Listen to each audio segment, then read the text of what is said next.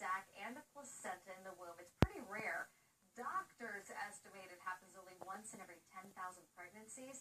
Also very dangerous because it's so easy for the umbilical cords to actually get tangled. Those babies are doing great. They were the ones born in Ohio, but it turns out we do have a set of these twins here. This is Vickey Morales, both of her girls. We have Hannah and Harper here.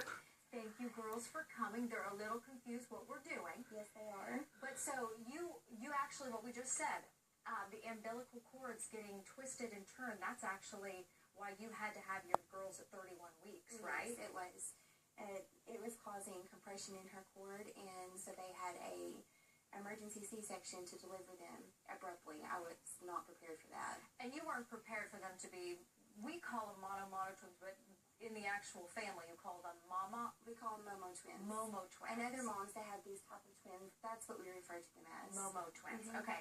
You didn't know. It came as a big shock to you. It was kind of late in the pregnancy even. I was around 27 weeks when I found out, because she had a couple of problems, and we were referred to a specialist here in the Metroplex, and that day I found out that this was the type of twin that I was going to have.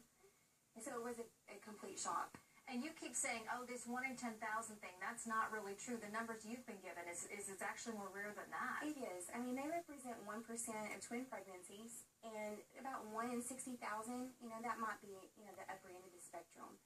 They are incredibly rare. I personally, on social media, have only reached out and met 10 sets in Texas alone. Wow.